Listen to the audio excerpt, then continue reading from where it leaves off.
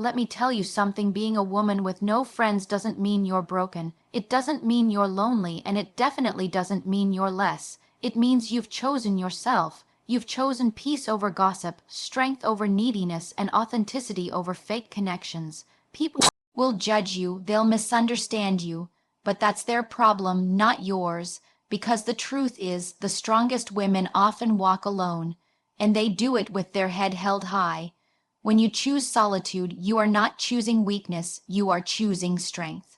Most people don't understand this because they have been conditioned to believe that constant social interaction equals value, that having a large group of friends is the ultimate proof that you are loved, wanted, and respected. But the truth is, many people surround themselves with others not because they want to, but because they are afraid of being alone.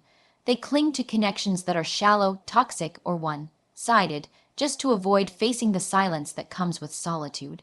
Choosing to step away from this cycle requires courage because it forces you to confront yourself, your thoughts, and your own company without distractions.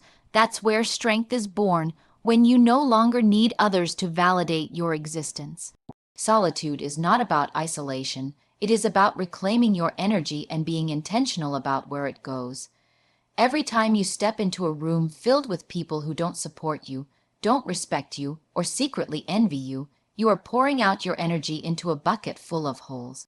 No matter how much you give, you will always feel empty, but when you step away, when you remove yourself from those dynamics, you stop wasting your power. Instead, you redirect it inward, building resilience, clarity, and focus.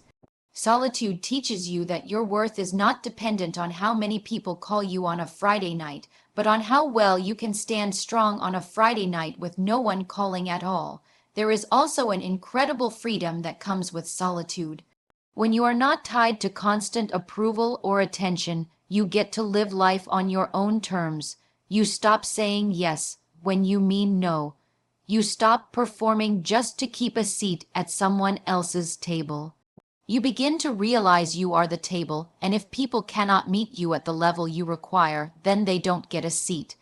This kind of freedom makes you untouchable because no one can manipulate or control a person who does not fear being alone. That's why solitude is power. It breaks the chains that keep most people stuck in unhealthy cycles of friendship, relationships, and even family dynamics. Another layer of strength in solitude is self-awareness. When the noise fades, you start hearing your own voice more clearly. You learn what you actually want, what your values are, and what your standards must be. Most people don't take the time to do this, and that's why they compromise so easily, bending and twisting themselves just to fit in.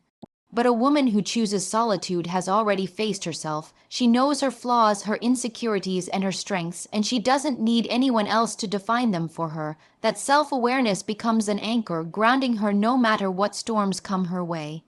Finally, solitude builds resilience. When you walk through life knowing you can stand on your own 2 feet, you become unstoppable. Disappointments hurt less because you were never dependent on anyone to begin with. Rejections don't shake you because your value doesn't come from external acceptance. Betrayals don't break you because you've built a foundation that doesn't crumble just because someone walked away. This resilience is what makes solitude not just a choice, but a superpower. People may misunderstand you, they may call you cold or distant, but deep down you know the truth. You are stronger than most because you do not fear standing alone. True confidence doesn't need an audience. Too often, people mistake confidence for loudness, for constantly being seen, for proving themselves in every room they walk into. They think confidence is about the number of followers they have, the applause they get, or how many people validate their choices. But real confidence doesn't operate like that. Real confidence is quiet, steady, and unshakable. It is not performative, it is internal. A truly confident person doesn't have to convince others. They already know who they are, what they stand for, and what they bring to the table. That is why the people who appear the loudest are often the ones who feel the emptiest inside. Noise is not confidence, and attention is not validation. When you have genuine confidence, you can walk into a room without needing to dominate it. You can let other people talk, shine, and even take credit, and it won't shake you. Why? Because your sense of worth doesn't depend on being noticed in every moment. It's enough for you to know your own value, whether or not anyone else acknowledges it. That's the secret most people miss. Confidence is not about the spotlight. It's about being able to thrive even in the shadows. Confidence that depends on being seen isn't confidence at all. It's insecurity dressed up as pride.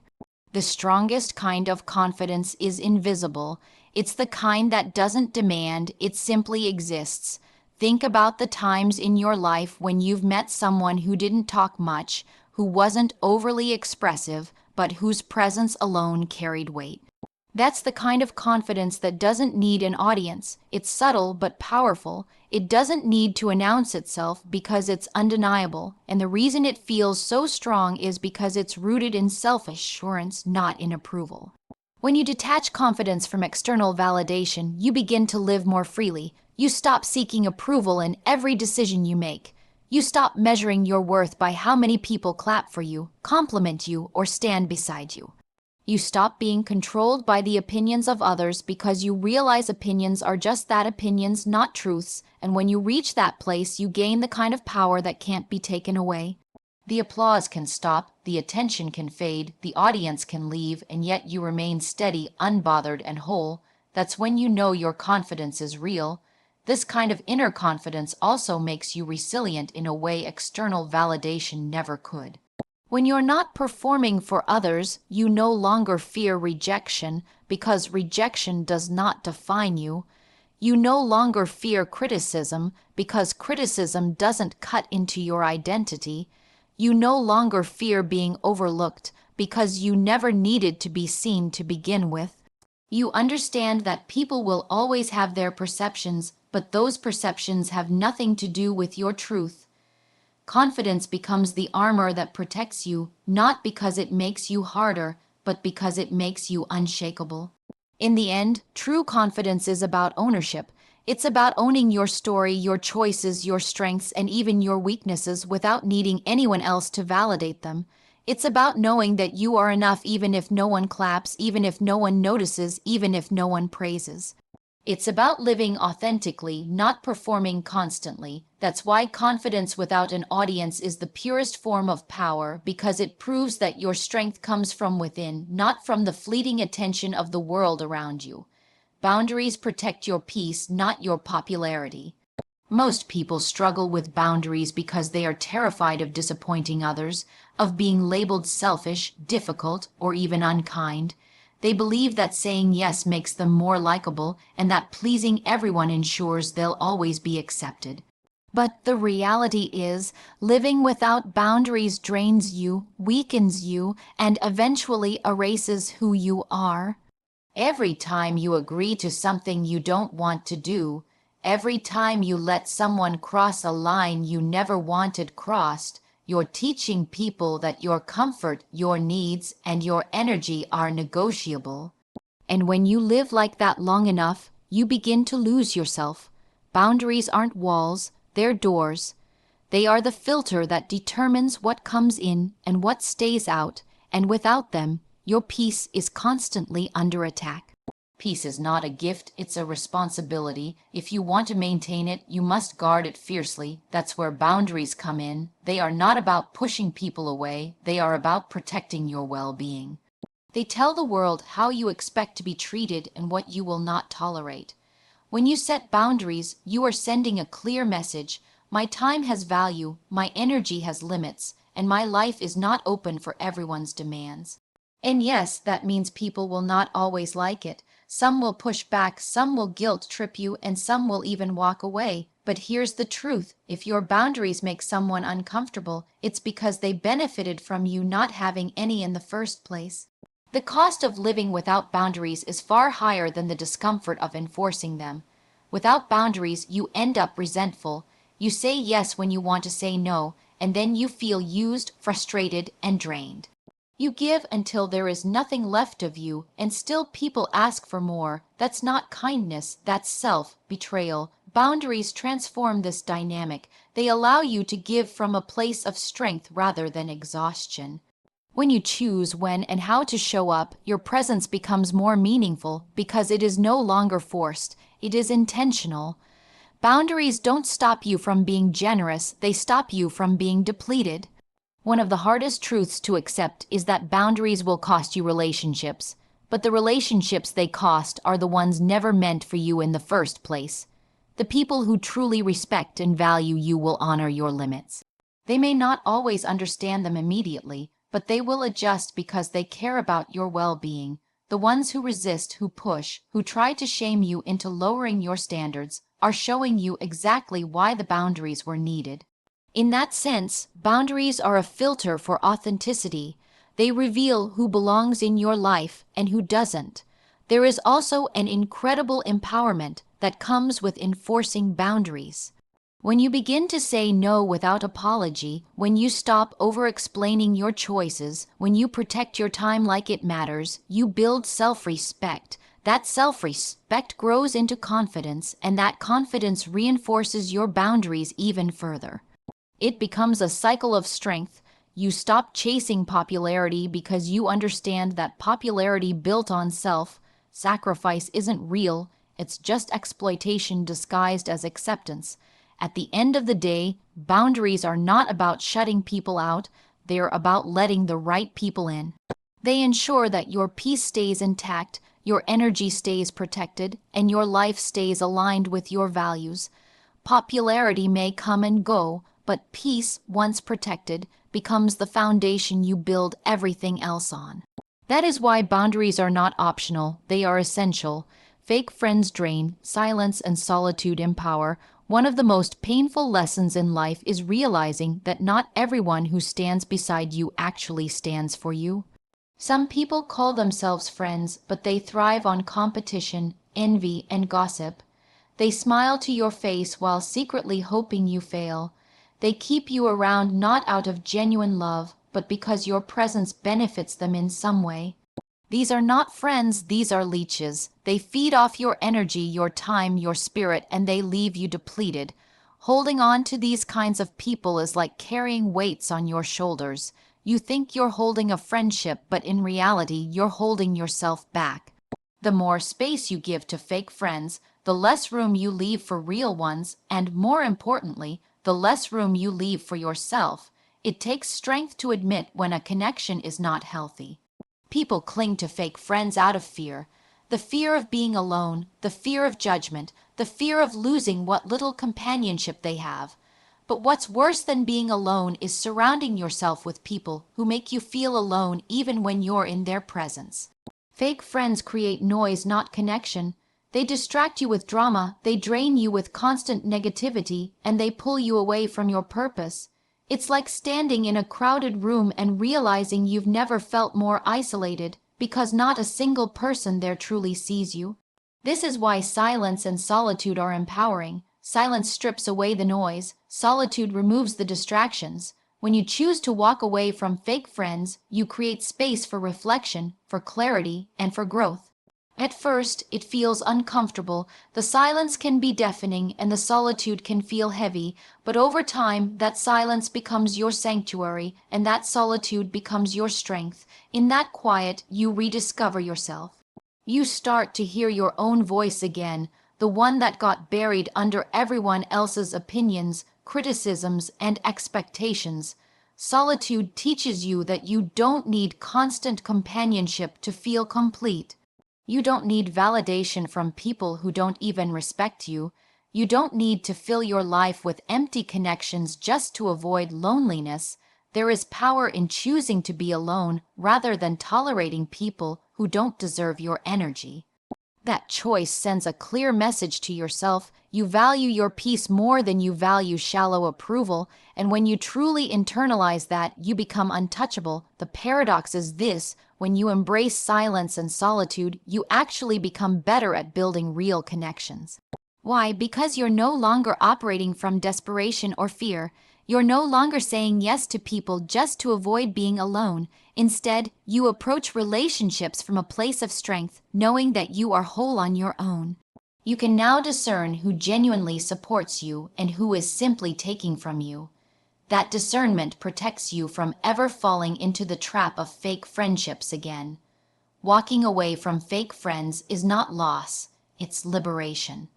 Every time you let one go, you regain energy, clarity, and power, and every moment you spend in solitude, you are sharpening yourself, building resilience, and preparing for the kind of relationships that actually uplift you.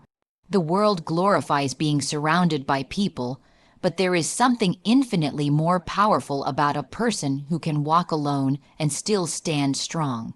Fake friends will always drain you, but silence and solitude will always give you back the strength you thought you had lost.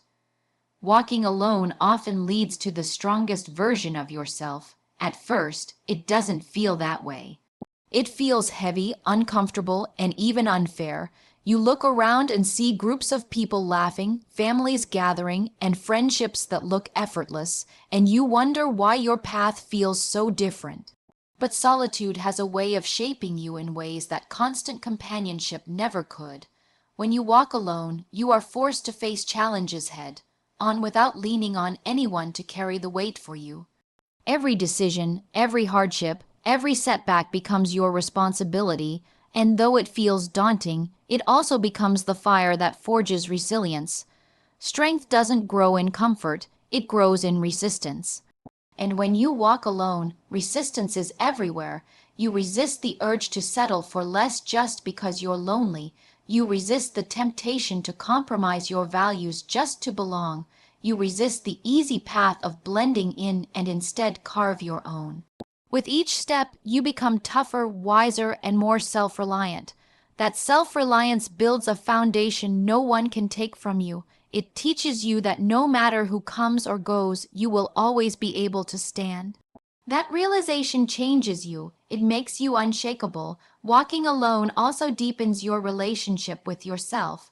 Most people are strangers to their own inner world because they've drowned it out with noise, with company, with constant distraction. When you are alone, you have no choice but to meet yourself, to confront your flaws, your insecurities, and your fears. It's not easy.